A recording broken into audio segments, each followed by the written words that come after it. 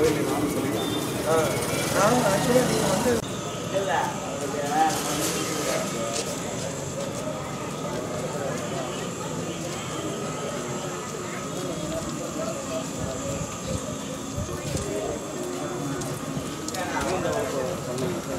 இப்போ இந்த 8ஆம் வகுப்பு மட்டும் வச்சுக்கோங்க சார். அவங்க வந்து அந்த கட்டணம்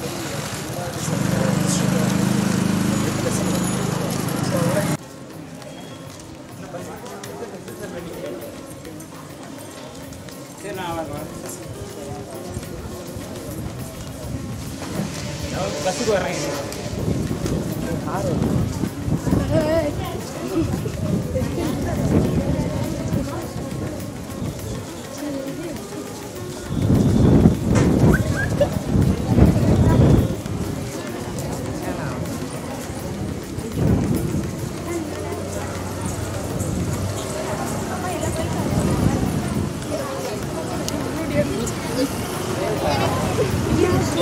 சுத்தமா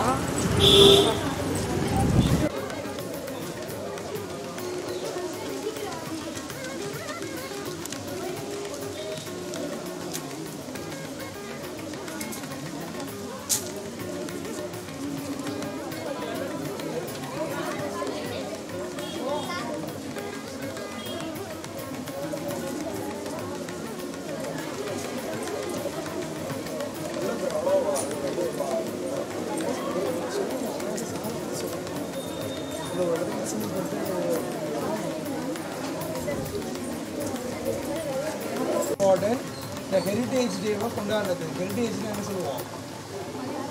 பழங்காலத்து இது அதுதான் பாரம்பரியம் அப்படிங்கிறது. இந்த பாரம்பரியத்தை போற்றும் விதமாக என்ன பண்ணுறோம் அப்படின்னா இன்றைக்கி ஹெரிட்டேஜ் டே அப்படிங்கிறது டீச்சர்ஸ் டேவோட சேர்ந்து கொண்டாடுறோம். அதுக்கு வந்து நம்மளுக்கு யார் சீஃப் கெஸ்ட்டாக வந்திருக்காங்கன்னா சார் தான் வந்து சீதாராமன் அப்படிங்கிற சாரு. இவங்க வந்து என்னென்னா நம்ம திருமங்கலக்குடியிலேருந்து எங்கே போகிறோம் பாரு கும்பகோணம். திருமங்கலக்குடியிலேருந்து கும்பகோணம் போகும்போது ஸ்ரீவத்சம் அப்படின்னு சொல்லிட்டு ஒரு பெரிய பில்டிங் கட்டி அதில் வந்து ரொம்ப ஏஜ்டு பீப்புள் எல்லாரையும் கவனிச்சுக்கிட்டு சார் வந்து அவ்வளோ பெரிய தொண்டு பண்ணிகிட்டு இருக்காங்க. ஓகேவா? அதுக்கு என்ன பண்ணணும் நம்ம ஃபஸ்ட்டு ஏன்னா ஒரு பெற்றவங்களை வந்து இந்த காலத்தில் பார்க்கறது கவனிக்கிறது ஒரு சுமையாக கருதுறது. இந்த காலத்தில் யாரோட பெற்றவங்களாக இருந்தாலும் சரி நான் அவங்கள பார்த்துக்கிறேன்னு சொல்லி அந்த பொறுப்பை எடுத்து அவங்க அந்த தொண்டு செஞ்சுக்கிட்டு இருக்காங்க. அதுக்கு மறுபடியும் நம்ம ஒரு நல்ல கிளாப் பண்ணலாம். அது மட்டும் கிடையாது அவங்க ஒரு மிகப்பெரிய பில்டர். கட்டிடம் கட்டிக்கிட்டே இருப்பாங்க. அந்த மாதிரி மிகப்பெரிய பில்டர். இது எல்லாத்த விட ரொம்ப முக்கியமான விஷயம் என்னென்னா தமிழ் மேலே உள்ள பற்று ஜாஸ்தி அவங்களுக்கு. அந்த தமிழ் மேலே உள்ள பற்றுனால என்னென்னா கிட்டத்தட்ட நிறைய புக்ஸு ஒரு 200-300 புக்ஸ் போல் சார் வந்து எழுதியிருக்காரு. எல்லாமே பப்ளிஷ் ஆகிருக்கு.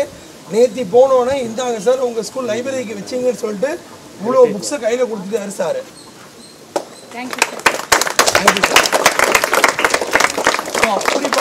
அப்படிப்பட்ட பெருமைக்கும் போற்றுதலுக்கும் உரியவர் தான் நம்மளுக்கு இன்னைக்கு சிறப்பு விருந்தினராக வந்து இந்த கட்டிடக்கலையை பற்றி நுணுக்கங்கள் விஷயங்கள் பழங்காலத்தில் ஏன் அப்படி செஞ்சாங்க, அதோட அர்த்தம் என்ன, அதோட குறிப்புகள் என்னென்ன இருக்குது அப்படிங்கிறது எல்லாமே அவங்க வந்து சொல்ல போகிறாங்க இன்னைக்கு. அது மட்டும் கிடையாது, அவங்க வந்து ஜோதிடத்துலேயும் வந்து வல்லுனர். அவங்க ஆண்டாள் வந்து எப்போ பிறந்தாங்கன்னு சொல்லி இவங்க கண்டுபிடிச்சி இப்போ சொல்லியிருக்காங்க. ஆண்டாள்ன்றது யாரு? சாமி, வெரி குட். பெரியாழ்வாரோட பொண்ணு இல்லையா? பெருமாள் மேலே பக்தி கொண்டவங்க. அவங்க வாழ்ந்த காலத்தில் நம்மளாம் பிறக்கவே இல்லை, சாருலேருந்து எல்லாம் பிறக்கல. ஆனால் இவங்க வந்து அதை கண்டுபிடிச்சி ஆண்டாள் இந்த தேதியில் தான் பிறந்திருப்பாங்கன்னு சொல்லி கண்டுபிடிச்சி சொல்லியிருக்காங்க. இன்னமும் அவருக்கு சொல்லிக் கொடுத்த தங்கராசு அப்படிங்கிற தமிழ் வாத்தியார் மேலே பற்று வச்சு ஒவ்வொரு வருஷமும் அவங்கள்ட்ட போய் ஆசீர்வாதம் வாங்கி அவர் ஜெயங்கொண்டத்தில் இருக்கார். அவரை போற்றி புக்ஸும் நிறைய எழுதியிருக்காங்க. இன்னமும் அவர் சொல்லுவார் சாரை பற்றி. ஸோ ஏன் இதெல்லாம் சொல்கிறோம் அப்படின்னா பெரியவங்களுக்கு மதிப்பு கொடுக்கணும். ஒரு நிமிஷம் கூட என்ன பண்ணக்கூடாது, கெட்டதை செய்யக்கூடாது, கெட்டதை நினைக்கக்கூடாது, அப்பா அம்மாவை மதிக்கணும். இன்னொன்று இப்போ சொல்லிக் கொடுக்குற விஷயங்கள் எல்லாத்தையும் பார்த்துட்டு இந்த பாரம்பரியத்தையே தமிழர் பண்பாட்டை நம்ம என்ன பண்ணணும் அப்படின்னா பாதுகாக்கணும், நம்ம மதிக்கணும், வளர்க்கணும். அதுதான் இம்பார்ட்டன்ட். அதுக்காக தான் இந்த ப்ரோக்ராமே வச்சுருக்கோம். இப்போ அதுக்கு தான் சார் வந்து அவ்வளோ பிஸி ஷெட்யூலை விட்டுட்டு நம்ம ஸ்கூலுக்கோசரம் நம்ம பசங்களுக்கோசரம் உங்களுக்காக வந்திருக்காங்க. ஓகேவா? ஸோ அவங்க என்ன சொன்னாலும் நோட்ஸ் எடுத்துக்கணும், அதை நோட் பண்ணிக்கணும். நீங்கள் போய் அதை வீட்டில் போய் சொல்லணும். அப்போ தான் உங்கள் மனசில் இது பதிஞ்சிருக்குன்னு அர்த்தம். அதை வந்து எக்காரணத்தை கொண்டு தமிழோட பண்பாடு பாரம்பரியம் இந்த மாதிரி விளக்கங்கள் எல்லாம் நீங்கள் என்ன பண்ணணும், பாதுகாத்து உங்களுக்கு தெரிஞ்சவங்களுக்கு சொல்லணும். நீங்களே நாளைக்கு பேரண்டோட இந்த கோயிலுக்கு வரீங்க, வந்தீங்கன்னா என்ன சொல்லணும், இந்த சிற்பம் இப்படி இருக்குது, நான் என் சார் சொன்னாங்க, இது இப்படி இருக்குது, இதெல்லாம் காரணம் என்னென்னு அவங்களுக்கு சொல்லணும். உங்கள் ஃப்ரெண்ட்ஸ் வந்தாலும் சொல்லணும். ஓகேவா? இப்போ சார் பேசுவாங்க. நீங்கள் பேசுங்க.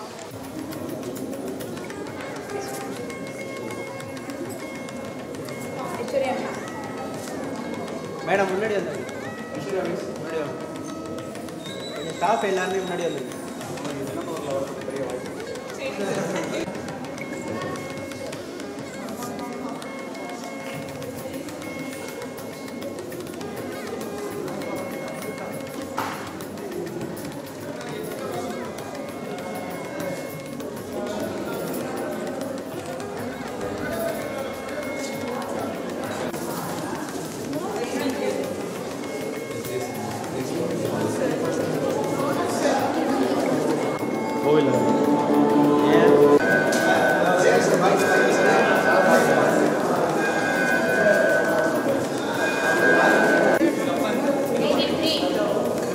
தஞ்சாவூரில் இருக்கிற நம்பிக்கை இதுக்குள்ள வித்தியாசம்.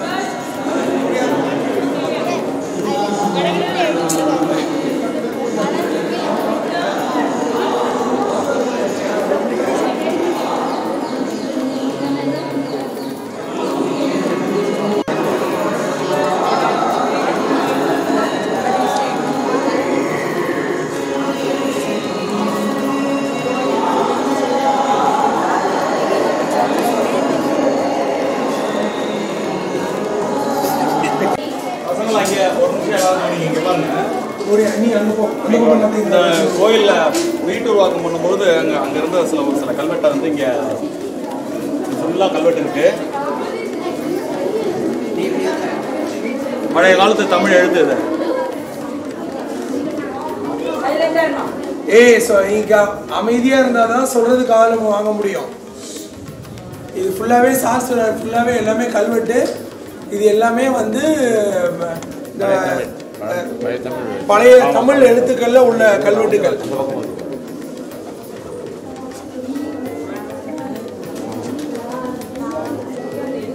இது மாதிரி ஒரு 160 கல்வெட்டுகள் இந்த கோயிலில் வந்து படியெடுக்கப்பட்டிருக்கு. அந்த சைடும் இருக்கு. அந்த சைடும் இருக்கு பாருங்க.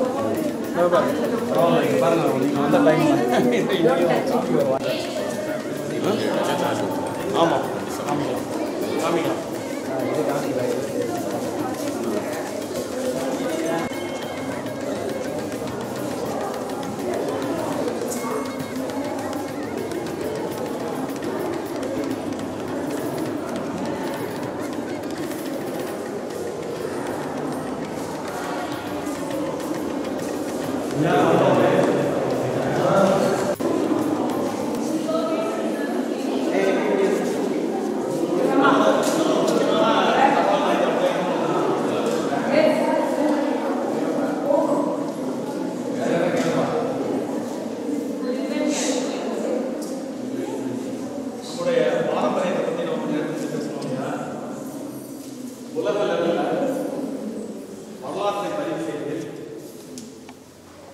இந்தியா முதலிடம் பிடிக்கிறது என்று கூறினால் அது மற்றும் ஒரு முறையான முடியாது.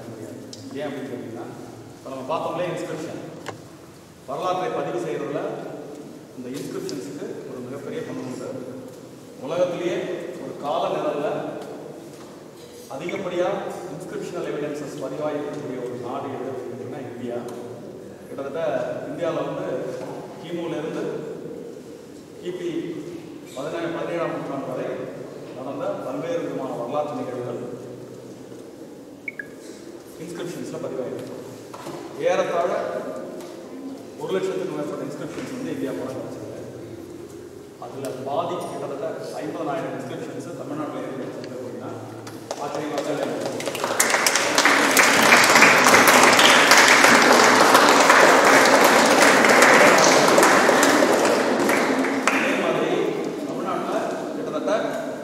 ஒரு 50,000 ஆலயங்கள். எவ்வளவு? அதில் இது மாதிரி உங்களுக்கு வரலாற்றை பதிவு செய்து பல யூனிக்னஸ் யூனிக் அப்படின்னு ஒரு ஆங்கிலத்தில் ஒரு வார்த்தை இருக்கு இல்லையா, அந்த இந்த வார்த்தைக்கு என்ன தனித்துவம். தனித்துவம், வெரி குட், சரியான தனித்துவம். தனித்துவம். அந்த 50,000 கோயில்களில் பல கோயில்கள் தனித்துவம் வாய்ந்தது. அந்த வகையில் அந்த திருவிடைமுத்தூர்ல எல்லாருக்கும் அவங்கவுங்க பிறந்த நட்சத்திரம் தெரியும் தானே? மொத்தம் எத்தனை நட்சத்திரம் இருக்கு? 27 நட்சத்திரத்துக்கும் இங்கே 27 லிங்கம் இருக்கு. இது வந்து நட்சத்திர லிங்க மண்டபமே அப்படின்னு பேரு. இந்த மாதிரியான அமைப்பு ரொம்ப சில கோயில்களில் தான் இருக்கு. எனக்கு தெரிஞ்சு திருவிடைமுத்தூர் மாதிரி வேற எங்கேயும். அதனால் நீங்கள் ஒரு கிளாஸ் அவங்கவுங்க நட்சத்திரத்தில் ஒரு 5 மினிட்ஸ் தரோம். அவங்கவுங்க நட்சத்திரம் எங்கே எழுதிருக்குன்னு பார்த்து கும்பிட்டு சரியா? சரி.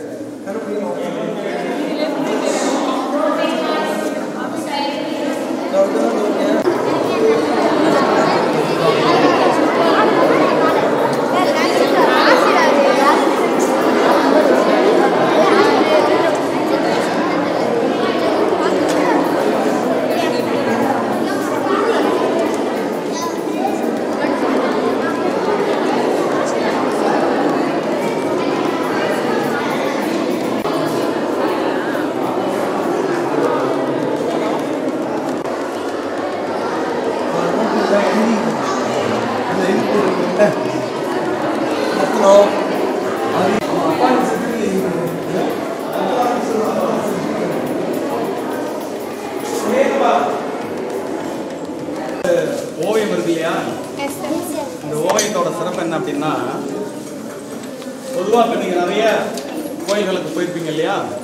இந்த கோயில்களில் வந்து கொடிமரம், அதுக்கப்புறம் வந்து உள்ள மூலவர், சுற்றிலும் வந்து பார்த்தீங்கன்னாக்க பரிவார தேவதைகள் அப்படின்னு தெற்கு பக்கம் தட்சிணாமூர்த்தி, கன்னி மூலையில் வந்து கணபதி, வடக்கு பக்கம் பிரம்மா, அதே மாதிரி கொஞ்சம் ஈசானிய மூலையில் வந்து சண்டேஸ்வரர். இது மாதிரி நீங்கள் சிற்பங்கள் பார்த்துருக்கீங்க கோயில்கள். ஆனால் இந்த கோயிலோட சிறப்பம்சம் என்ன, இந்த கோவிலையே மூலவராக வச்சு சுற்றிலும் இந்த பரிவார தேவதைகளுக்கு பதிலாக பரிவார ஆலயங்களே அமைக்கப்பட்டிருக்கு அப்படிங்கிறது தான் இந்த மகாலிங்க சுவாமியோட சிறப்பு. உதாரணத்துக்கு இதுக்கு நேர் கிழக்க நந்தி பார்த்தோம் இல்லையா? சிவன் கோயிலில் நந்தியை பார்த்துட்டு தானே உள்ளே வருவோம். இப்போ இந்த ஆலயத்தினுடைய பரிவார ஆலயமாக நந்திக்காக உள்ள ஆலயம் வந்து திருவாவூடுதுறையில் இப்போ நீங்கள் ஒரு பெரிய கல் நந்தி பார்க்கலாம். ஸோ அது பரிவார ஆலயத்தில் நந்திக்காக அந்த ஆலயம். தெற்கு ஆலங்குடி இருக்கு பார்த்தீங்களா? அந்த ஆலங்குடியில் குரு கஷேத்திரம். இங்கேருந்து அப்படி ஈசான பாகத்தில் சேங்கனூர் அப்படின்னு ஒரு ஊருக்கு, சேங்கனூர் தெரியுமா? அந்த சேங்கனூர் வந்து சண்டிகேஸ்வரருக்கான கஷேத்திரம். அது மாதிரி தென்மேற்கு மூலையில் திருவலஞ்சுழி வந்து விநாயகருக்கான கஷேத்திரம். அப்படியே வடமேற்கு மூலையில் சுவாமிமலை. இந்த கோயில் அப்படி சுற்றி பார்த்தீங்கன்னா பரிவார தேவதைகளுக்கு பதிலாக பரிவார ஆலயங்களே அமைந்ததால் இதுக்கு அந்த மகாலிங்கம்ங்கிற பேர் வந்ததாகவும் ஒரு சரித்திரம் உண்டு. சரியா?